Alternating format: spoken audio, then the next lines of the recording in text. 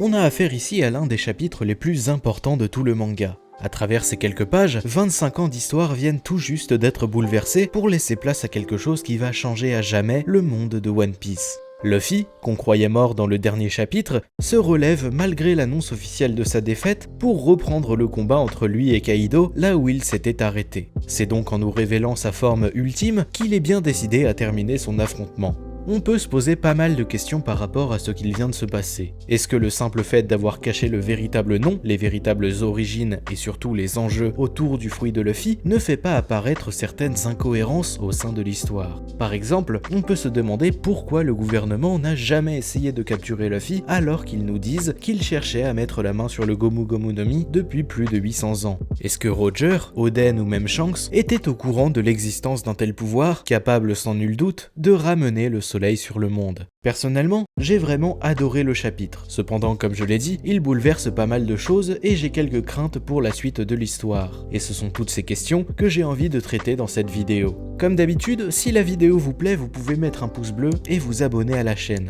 Mais surtout, n'hésitez pas à me dire en commentaire s'il y a des choses que vous aimez ou même qui vous dérangent dans la review. J'en fais très peu et j'ai envie d'en faire plus régulièrement, donc vos retours me sont réellement utiles. En tout cas, si vous êtes prêts, on est parti pour la review du chapitre 1044 de One Piece.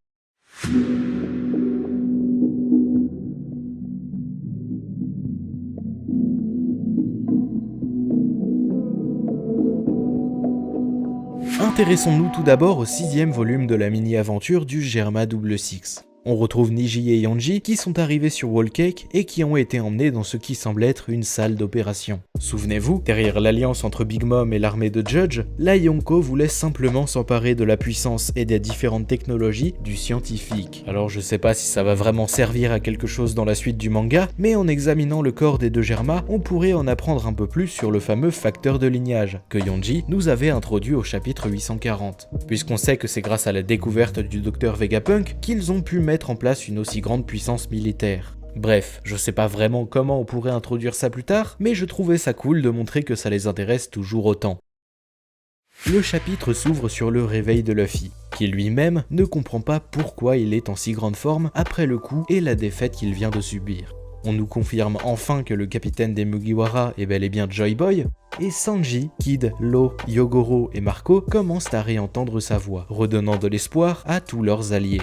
Pourtant, malgré la joie que Luffy transmet, Momonosuke n'a pas l'air aussi soulagé que le reste de l'île. On dirait même qu'il a peur en transmettant les mots de Zunesha. Au final, peut-être que la transformation de Luffy n'est pas forcément un bon signe. Peut-être qu'elle met sa vie en danger, ou qu'elle aura des conséquences. Ce qui est sûr, c'est que le fils d'Oden semble très loin d'être rassuré. Après tout, il est capable d'entendre la voix de l'éléphant. Et nous, lecteurs, nous ne savons pas ce qu'il dit. Tout ce que nous entendons, ce sont les mots que Momonosuke veut bien nous transmettre.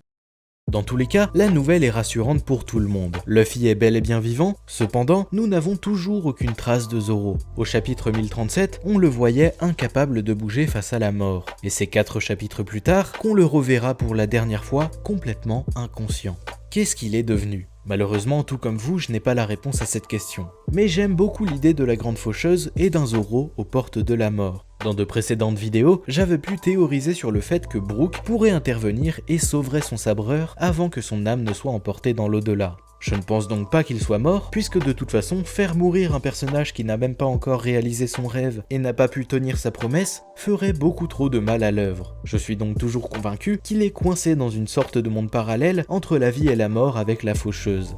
Franky a pu récupérer son corps et je pense toujours que Brook pourrait intervenir et le sortir de là. Lui qui n'a pas encore eu de véritable affrontement depuis le début d'Onigashima, c'est sûrement le meilleur moment pour remettre en lumière les capacités de son Yomi Yomi no Mi. Tandis que l'espoir renaît dans les étages inférieurs du château, nous retournons sur Marie-Joise aux côtés des 5 doyens. Les pertes humaines les importent peu tant que leur avenir est assuré. La mort d'un des agents du CP0 n'est donc pas forcément grave à leurs yeux, puisqu'ils pensent en avoir terminé avec leur plus grande menace. C'est à ce moment-là qu'on apprend toute la vérité sur le fruit de Luffy, sa véritable origine et pourquoi le gouvernement a décidé de l'effacer de l'histoire. Ce n'est pas un paramécia, et plus précisément, ce n'est pas le paramécia du caoutchouc. Mais en réalité, c'est un Zoan mythique, le Ito Ito no Mi modèle Nika. Le Gorosei nous apprend qu'il cherche à mettre la main dessus depuis qu'il a disparu il y a 800 ans, comme si le fruit cherchait volontairement à leur échapper. Ce n'est d'ailleurs pas une mauvaise conclusion, puisque les Zoan posséderaient leur propre volonté. Au même titre que les sabres qui choisissent leurs épéistes, les Zoan semblent avoir leur propre conscience, et Luffy semble avoir été choisi par le fruit pour faire de lui l'homme qui changera le monde. D'ailleurs, au passage, peut-être que les expériences du Dr Vegapunk sur les objets et les fruits du démon ne fonctionnent qu'avec des Zoan, puisque si je ne dis pas de bêtises, nous n'avons pas vu d'autres types de fruits sur un objet, que ce soit le bazooka de Mr. Four et Miss Merry Christmas, ou l'épée de Spandam.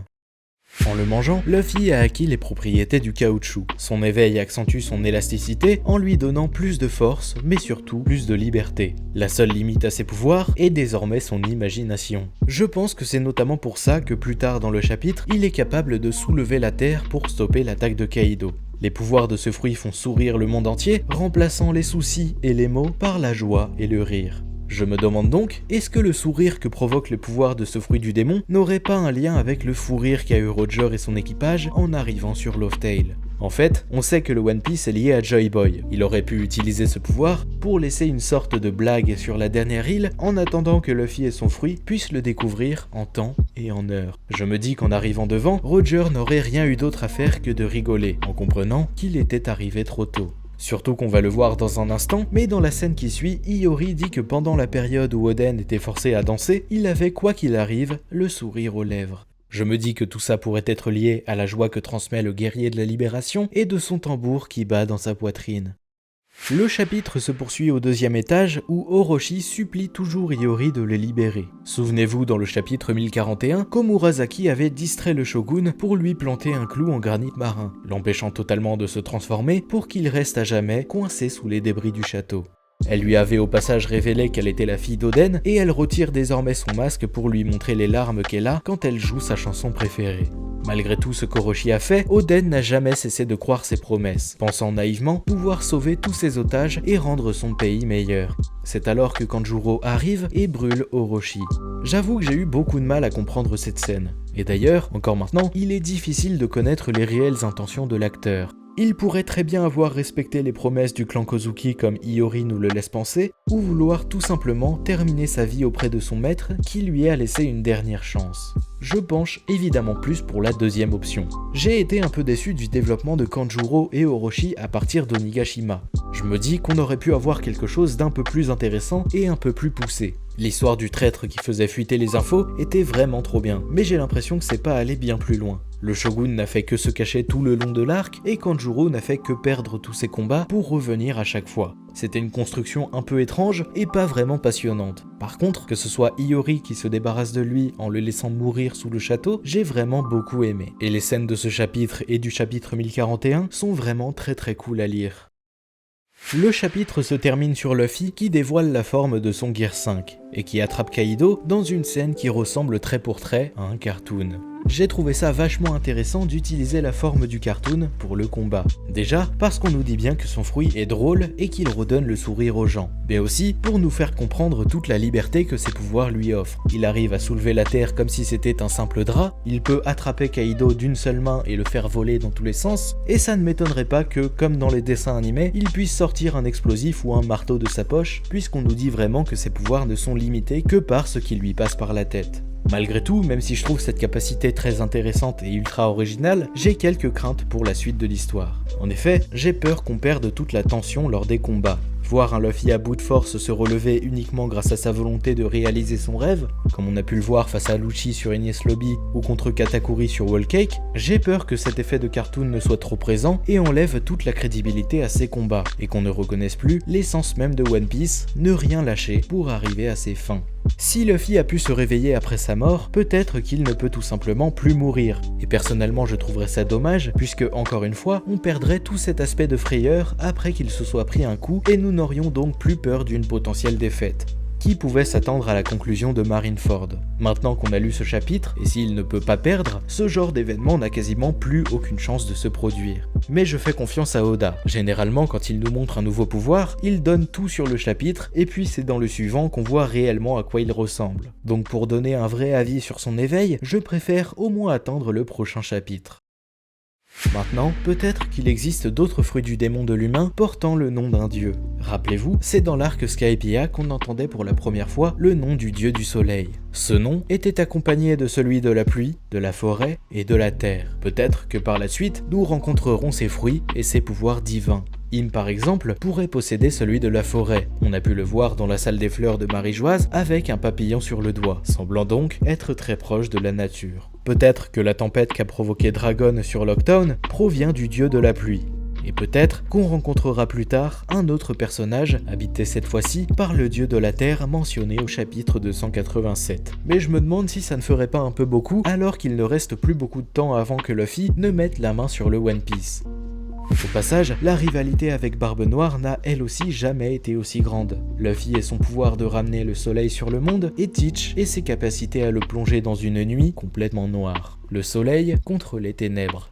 D'un autre côté, il y a toujours cette incohérence de savoir pourquoi le Gorosei n'a pas tenté de capturer Luffy alors qu'il recherchait le fruit depuis un moment.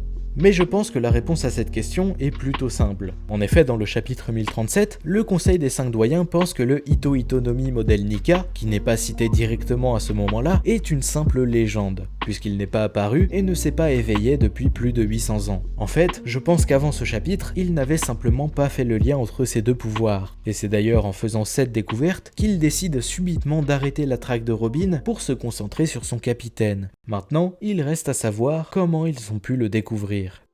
De mon côté, la hype n'a jamais été aussi grande. Mais avant de terminer, j'ai une dernière question.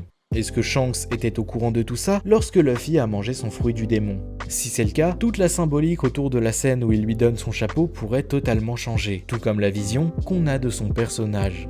Déjà, on peut être quasiment sûr d'une chose, c'est que c'est le fruit lui-même qui a choisi Luffy. Puisque comme le Conseil des 5 doyens a pu le dire, les Zoan ont leur propre volonté, et ils semblaient même fuir le gouvernement. Donc pourquoi Shanks aurait pu mettre la main dessus si facilement alors qu'il a fallu presque 800 ans au GM pour s'en emparer? Au chapitre 1017, c'est Woozwoo qui nous disait qu'il a perdu son poste et fait de la prison parce que justement, il n'a pas réussi à garder ce fruit. Je pense donc que Shanks savait ce qu'il faisait et n'aurait sûrement pas pris le risque de s'attaquer à un bateau de la marine aussi bien gardé si ça ne valait pas le coup. Et c'est sûrement en lien avec ce qui l'a fait pleurer dans le flashback d'Oden lorsqu'il a posé une question à Roger après qu'il soit revenu de Loftail. Je ne pense pas que son capitaine lui ait tout raconté, puisque comme pour l'équipage de Luffy, ce serait très important de le découvrir par eux-mêmes, et de ne pas être influencé par une conclusion extérieure. J'ai un peu parlé de ça dans la review du chapitre 1041, donc si vous voulez un peu plus de détails, n'hésitez pas à aller la voir. Cependant, il aurait pu avoir une bribe d'explication, qui l'aurait aidé à comprendre que ce fruit était réellement important pour les années à venir. Et voir Luffy le manger lui aurait fait comprendre que c'est bien lui qui changerait à jamais l'histoire du monde.